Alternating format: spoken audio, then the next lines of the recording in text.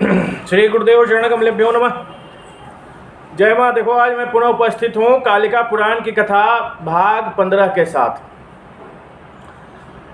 आज की कथा में किस प्रकार से शापवश भृंगी महाकाल बैताल और भैरव के रूप में जन्म लेते हैं वो बताएंगे, और किस प्रकार से बैताल और भैरव जो हैं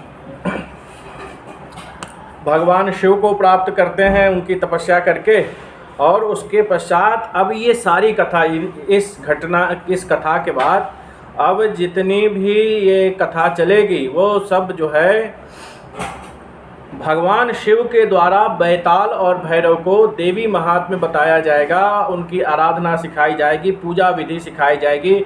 महामाया कल्प, त्रिपुरा कल्प, कामाख्या कल्प, कामाख्या महात्म्य, ये सारी चीज़ें अब भगवान शिव के द्वारा जो बैताल और भैरव को ज्ञान दिया जाएगा उसके बारे में होगा। तो सबसे पहले हम अपने मुख्य बिंदु पे आते हैं। उससे पहले बैताल और भैरव के द्वारा भगवान शिव की जो स्तुति की गई है उसमें से 2-4 लाइन मैं लेता हूँ। पंचवक्त्रं महाकायं सर्वज्ञानमयं परं संसार सागर त्राणं प्रणमावो वृषभध्वजं त्वं परः परमात्मा च परेशः पुरुषोत्तम त्वं कूटस्थो जगत्व्यापी प्रधान परमेश्वर रूपात्मा त्वं महातत्त्वं तत्त्वज्ञानालयं प्रभु सांख्यो योगालयं शुद्धो गुणत्रय विभागवित् त्वं नित्यस्त्व नित्यश्च जगत्कर्तालयं स्मृतः एकोनेक स्वरूपश्च शान्तचेष्टो जगन्मयः निर्विकारो निराधारो नित्यानंद सनातनं त्वं विष्णुस्त्वं महेन्द्रस्त्वं ब्रह्मा त्वं जगतां पति। तो इस प्रकार से ये बहुत लंबी चौड़ी स्तुति है। इसमें से 7-8 लाइन मैंने आप लोगों को सुनाया, उसका अर्थ भी मैं बता देता हूँ कि हम दोनों 5 मुँह वाले, विशाल शरीर वाले, समस्त ज्ञान से युक्त, सर्वश्रेष्ठ, संसार सागर को पार करने वाले भगवान वृषध्वज शिव को प्रणाम करते हैं।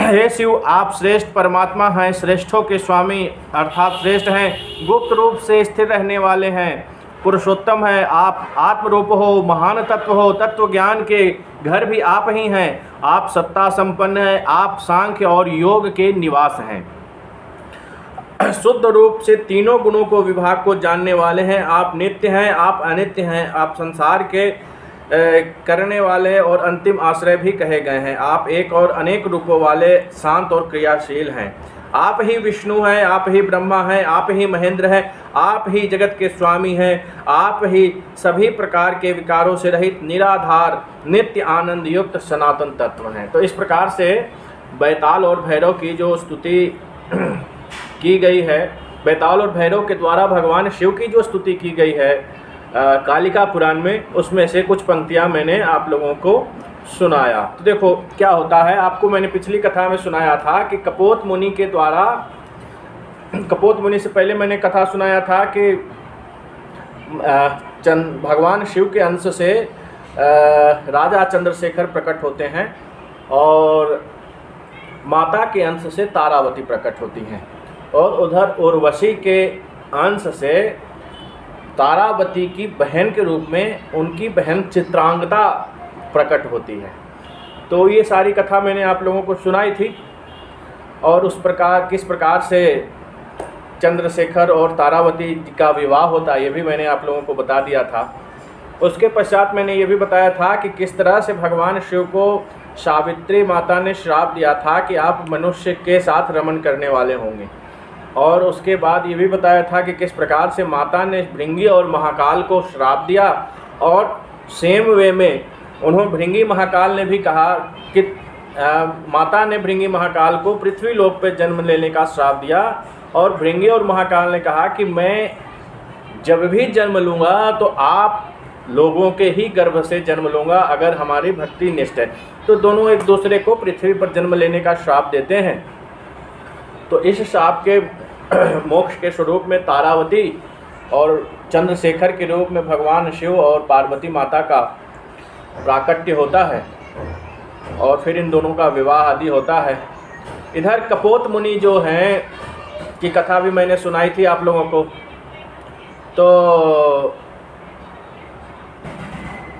तो इस प्रकार से कपोत मुनि जो है तारावती पर कामासक्त होते हैं और तारावती उनको नहीं प्राप्त होती हैं। चित्रांगदा तारावती बन के उनके साथ समीप जाती हैं, फिर उनके साथ उनका मिलन आदि होता है और उनसे मेरे ख्याल से तुम्बुरु और सुवर्चा आदि का जन्म होता है।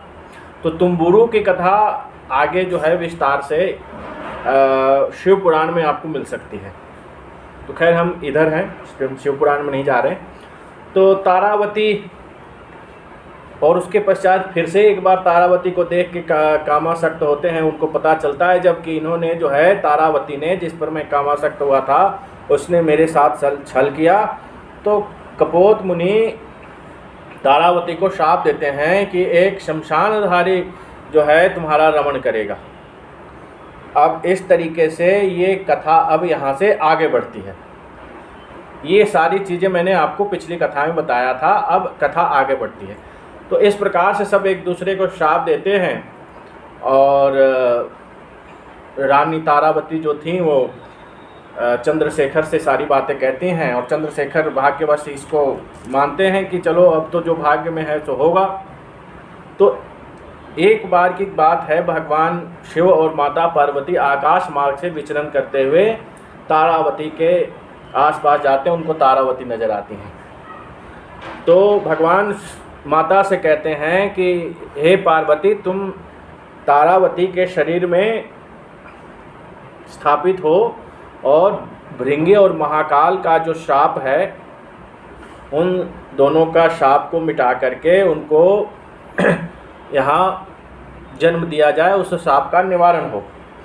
तो माता पार्वती जो हैं रानी तारावती के शरीर में प्रवेश करती हैं और भगवान शिव जो है शमशानधारी के वेश में उनका उपभोग करते हैं। उनके उपभोग से तुरंत ही 2 पुत्रों का जन्म होता है जिनका मुख वानर के समान होता है और उसके पश्चात वो चले जाते हैं। तो इस तरीके से कपोत मुनि का शाप भी हो गया, क्योंकि भगवान शिव जो है शमशानधारी कुत्सित वेश, दुर्गंधयुक्त वेश में, शमशान के भस्म लगे हुए वेश में जाकर के वहाँ वो करते हैं। तो जैसे ही जब तारावती को होश आता है और वो 2 शिशुओं को देखती हैं तो विलाप करने लगती हैं कि ये क्या हो गया मेरे साथ, और इस तरीके से मेरे साथ कपोत मुनि की जो बातें थी वो सिद्ध हो गई। तो उसके पश्चात महाराज चंद्रशेखर आते हैं और वो भी 2 शिशुओं को देखते हैं। तो होनी को समझ के किसी तरह सांत्वना देते हैं और देवताओं को अपने मतलब दुख से भर जाते हैं। कहने का मतलब ये है कि उनकी रानी के साथ ऐसा हो गया। तभी आकाशवाणी होती है, माता सरस्वती जो हैं आकाश के माध्यम से बोलती हैं कि यह दोनों जो है भगवान शिव और पार्वती के पुत्र हैं जो तुम्हारे गर्भ से उत्पन्न हुए हैं। तुम दोनों स्वयं ही भगवान शिव और पार्वती के अंश से उत्पन्न हुए हो। तो इस तरीके से बैताल और भैरव का जन्म होता है। और लेकिन यह है कि फिर भी राजा के मन में कहीं ना कहीं ये बात खटकती रहती है कि भगवान शिव तो एक पत्नी व्रता हैं, ये हमारी पत्नी के साथ उन्होंने किस प्रकार रमण करके संतान उत्पन्न किया। एक बार नारद जी उनके यहाँ पहुँचते हैं और नारद जी से वही प्रश्न करते हैं। तब नारद जी उनको कहते हैं कि जो है आप लोग स्वयं शिव पार्वती के अंश हो, तो तारावती को अपने गोद में लेकर के और तुम अपने मूल स्वरूप का ध्यान करो। तो इसी प्रकार से राजा चंद्रशेखर और जो है अपनी पत्नी तारावती को गोद में बिठा करके ध्यानस्थ होते हैं और नारद जी का हाथ जैसे ही सर पे पड़ता है वैसे ही उनको जो है अपने शिव स्वरूप होने का बोध होने लगता है। तो इस प्रकार से वह जान लेते हैं कि वह खुद शिव और पार्वती हैं। फिर नारद जी उनको फिर से वापस इस उसमें लेकर के आते हैं और एवं क्रम से समय बीता जाता है। राजा चंद्रशेखर और तारावती भी उन दोनों बच्चों का संस्कार आदि करती हैं। उसके बाद उनके 3 बच्चे और होते हैं और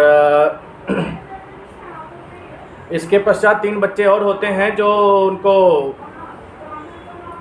सुंदर मुख वाले होते हैं। अब ये बेताल और भैरव तो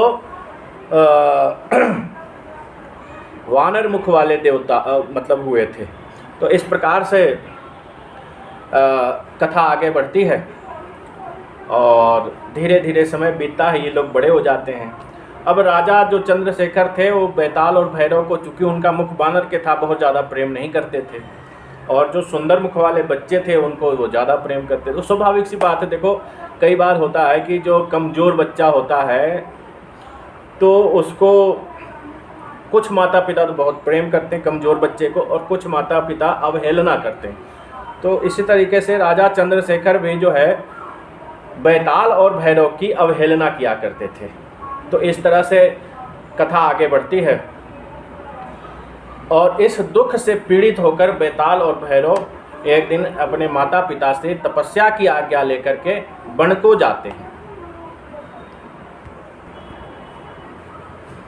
तो इस तरीके से ये कथा आगे बढ़ती है। ये लोग वन को जाते हैं तपस्या करने के लिए भगवान।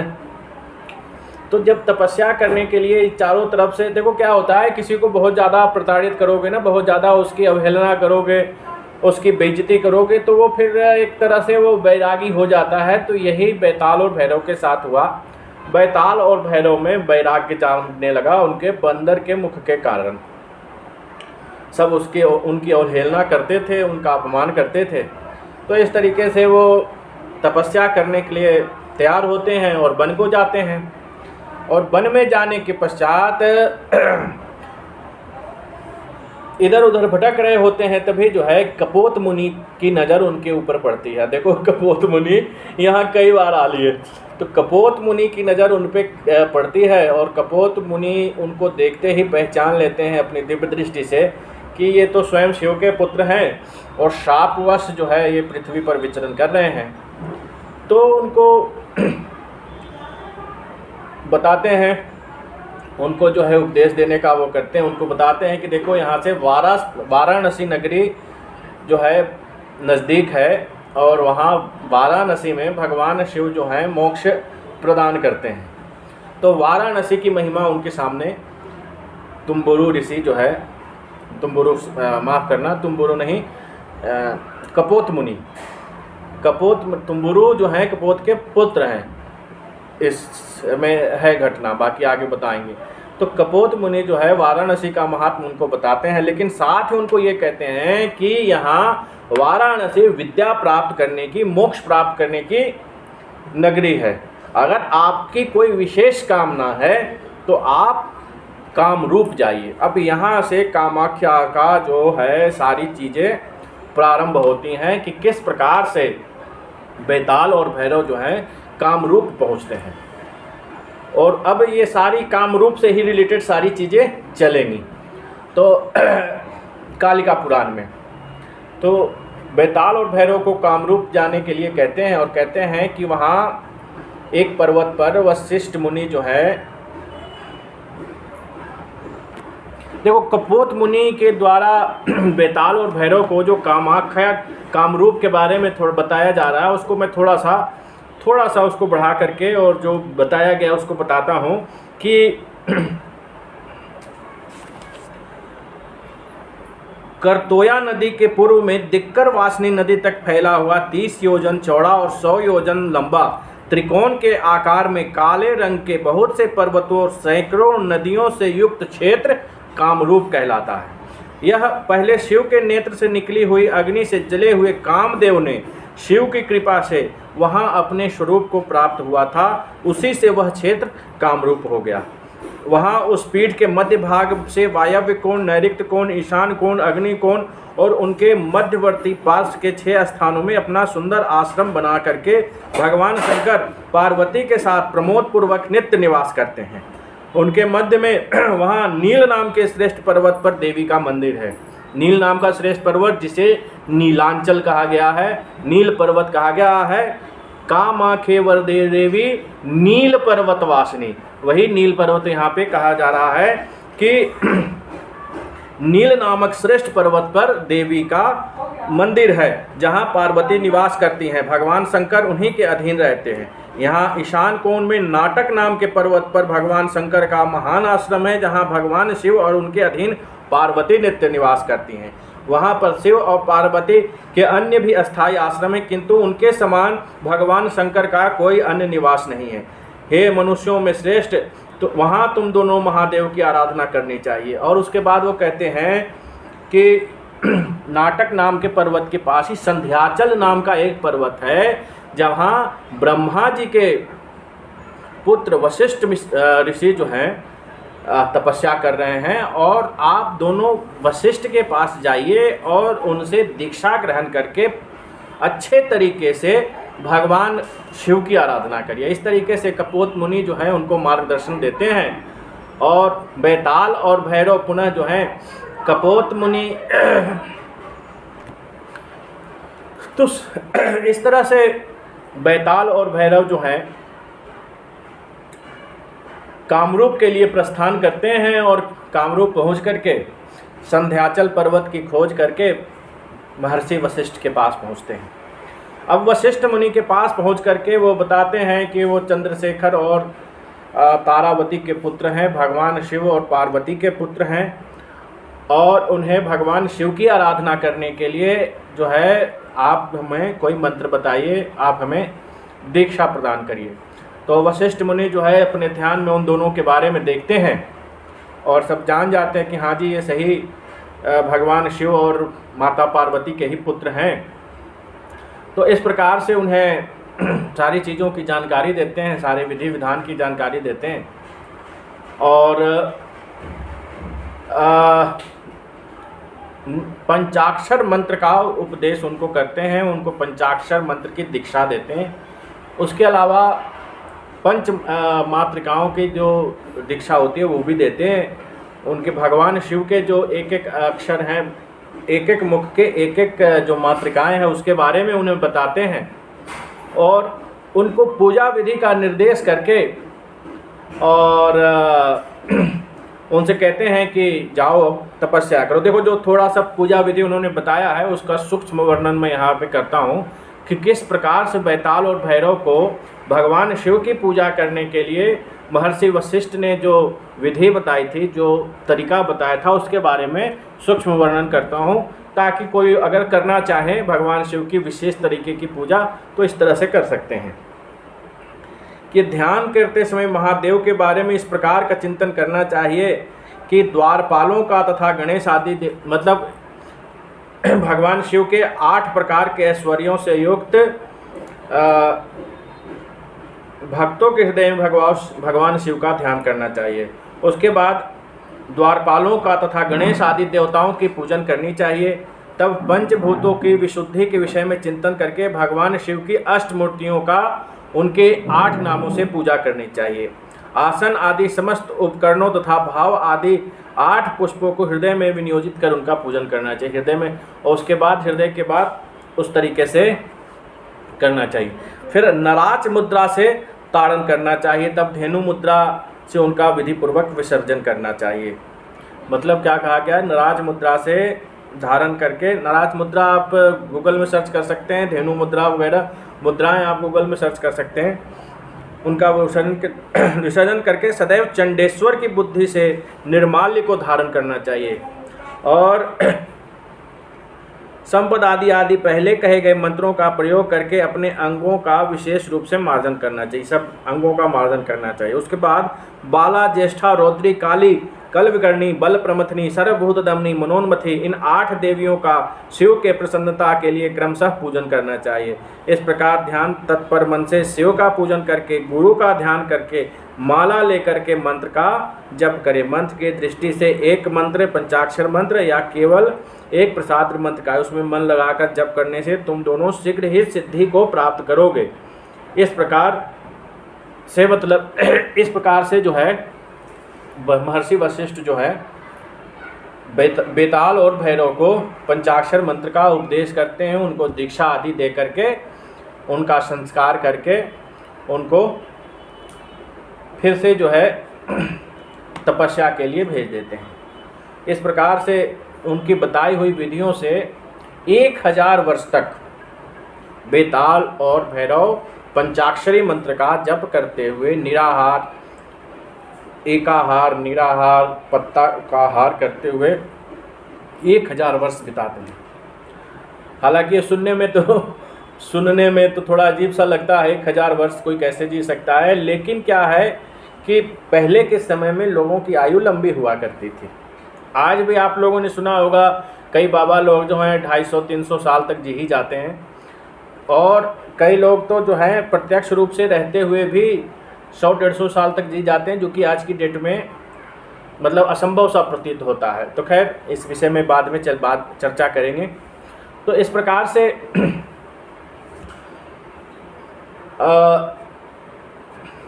भगवान शिव की तपस्या वो करते रह के लिए वो जाते हैं, और 1000 वर्ष तक इस तरीके से वशिष्ठ जी द्वारा बताए गए विधि से भगवान शिव की तपस्या करते हैं। भगवान शिव की तपस्या करने के पश्चात भगवान जो है प्रसन्न होते हैं, क्योंकि ये लोग तो उनके ही पुत्र थे। तो भगवान शिव प्रसन्न होते हैं और प्रकट हो जाते हैं और कहते हैं कि पुत्रों वरदान मांगो, मैं तुम्हारे तप से प्रसन्न हुआ।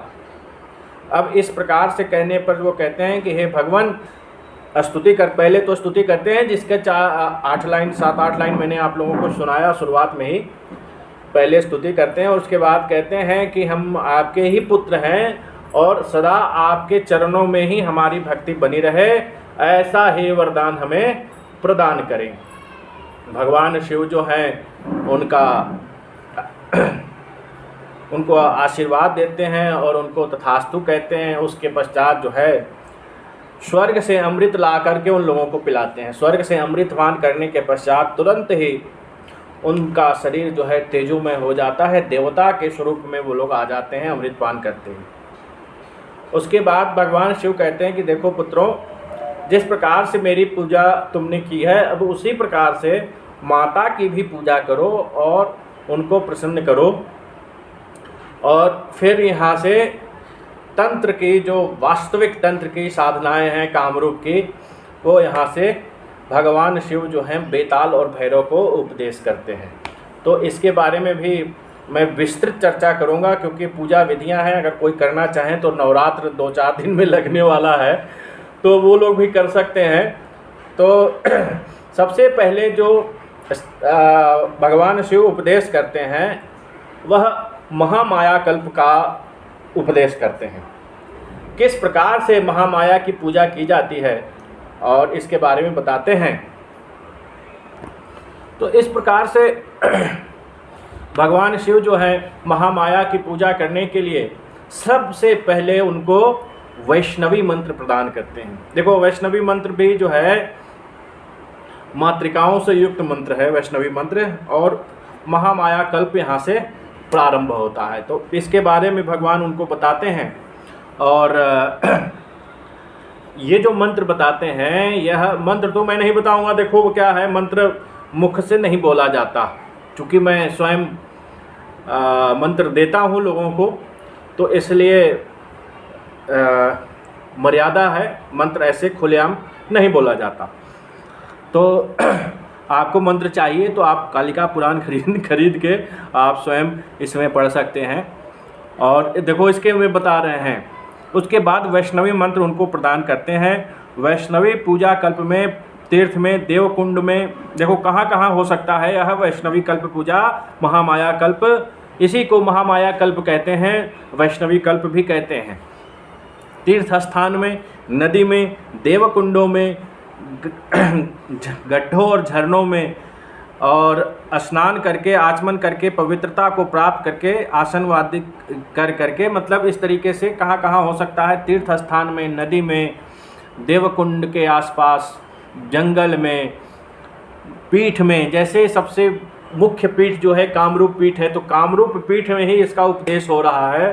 तो इसका मतलब यह है कि भगवान बेताल और भैरव को कह रहे हैं कि तुम यहीं पे पूजन करो। तो फिर इस तरीके से कैसे करना है वो बताते हैं कि पहले नदी में स्नान करके, आचमन आदि करके, आसन ग्रहण करो, तब उत्तर की ओर मुख करके हाथ से पृथ्वी पर एक मंत्र फिर से बोलते हैं। मंत्र मैं बोल नहीं सकता। वेदी का मार्जन करो, फिर पूजा स्थान पर जल छिड़कें और यहाँ से भूतों को भगाएं। भूतों को भगाने का भी एक मंत्र दिया गया है। और उसके बाद वैष्णवी का मंत्र लिखना चाहिए और फिर मंडल बनाना चाहिए। पहली रेखा उत्तर दिशा में, तब पश्चिम में, तत्पश्चात दक्षिण में और अंत में पूर्व की दिशा बनानी चाहिए। और द्वारों के सहित अक्षरों का क्रम होना चाहिए इससे मंत्र मंडल बना करके। और तब पहले बताए हुए क्रम से हाथ से मंडल बनाना है। दिग्बंधन मंत्र से दिशाओं का बंधन करें, तत्पश्चात अंत में उस मंत्र को अपने हाथ से सुरक्षित करें। 8 जौ, देखो अब किस तरीके का मंडल है वो मैं बता रहा हूँ कि 8 जौ के समूह के नाप का 1 अंगुल होता है और साधारण बहुत लंबे नहीं, हाथ का मान 24 अंगुल होता है। इस नाप से एक हाथ का मंडल बनाना चाहिए। मतलब एक हाथ का इतना बड़ा मंडल, देखो इतना बड़ा, यहाँ से यहाँ तक का इतना बड़ा मंडल चौकोर बनाना है। और उसमें बित्ते भर मतलब इतना बित्ते भर जो है कमल बनाना है। उसके आधे की कर्णिका बनाएं। कमल के पत्ते बड़े और आपस में मिले हुए होने चाहिए। बाहर के घेरे कम या अधिक नहीं होना चाहिए।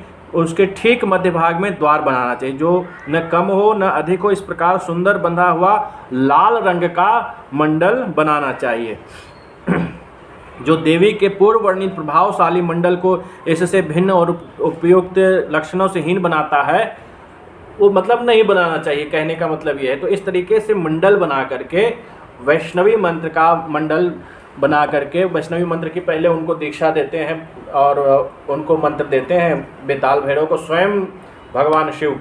और यहाँ से महामाया कल्प की पूजा उनसे प्रारंभ करने को बोलते हैं, मतलब वो उपदेश करते हैं महामाया कल्प का।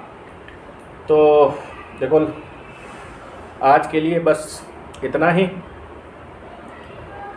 कल पुनः मिलेंगे। अब देखो मैं ये सारी विधियां मैं मंत्र को छोड़ के, मुद्राओं को छोड़ करके सारी विधियां मैं बताता हूं। अगर कोई करना चाहे नवरात्र में तो कर सकता है, इसमें कहीं कोई दिक्कत नहीं। मंत्र नहीं बताए जाते खुलेआम, इसलिए मंत्र नहीं बता रहा। तो तब तक के लिए श्री मात्रे नमः।